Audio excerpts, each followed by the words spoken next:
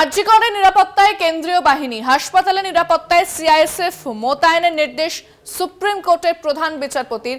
আরজিকরে যে ঘটনা ঘটেছিল, অর্থাৎ যেভাবে ভাঙচুর চালানো হয়েছে, আরজিকরের ভেতরে ঢুকে যে তাণ্ডব চলে দুষ্কৃতীদের, সেই ঘটনা প্রসঙ্গ উঠতে কিন্তু সুপ্রিম কোর্ট রীতিমতো বেশ কিছু প্রশ্ন করা হয়।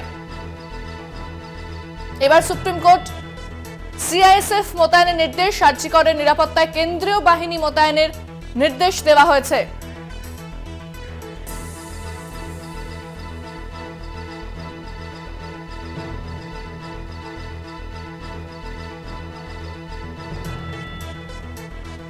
ফোনে রয়েছেন প্রতিনিধি পল্লব চট্টোপাধ্যায়। পল্লবদা, সুপ্রিম কোর্ট সিআইএসএফ মোতায়েনের কথা আজকে জানিয়ে দিয়েছে আরজিকর নিরাপত্তায়। হ্যাঁ, আসলে বিষয়টা হচ্ছে যে আরজিকরে হামলার পর, মানে যেটা 14ই আগস্ট রাতে যে হামলা হয়, তারপরে কিন্তু বহু ছেলে মেয়ে, মানে শিক্ষার্থী যারা ছিল ওখানে, তারা কিন্তু বাড়ি চলে যায়, যাদের সিংহভাগই হচ্ছে মহিলা। আজকে সুপ্রিম কোর্টে যখন মামলাটা ওঠে, তখন একটা সময় সুপ্রিম কোর্ট আন্দোলনরত বা কর্মবিরতিতে থাকা চিকিৎসকদের কাজে ফেরার জন্য আবেদন জানায়।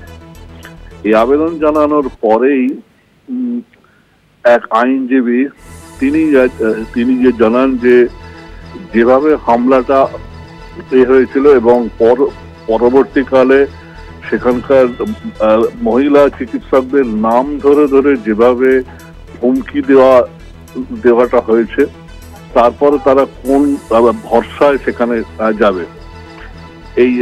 ওই আইনজীবী একই সঙ্গে এক ডাক্তারের ইমেল, সেটা সুপ্রিম কোর্টকে দেন, যেখানে স্পষ্টতই জানানো এই হুমকি বিষয়টি কিন্তু উল্লেখ আছে। একেবারে ধন্যবাদ পল্লবদা। কথা বললাম প্রতিনিধি পল্লব চট্টোপাধ্যায়ের সঙ্গে।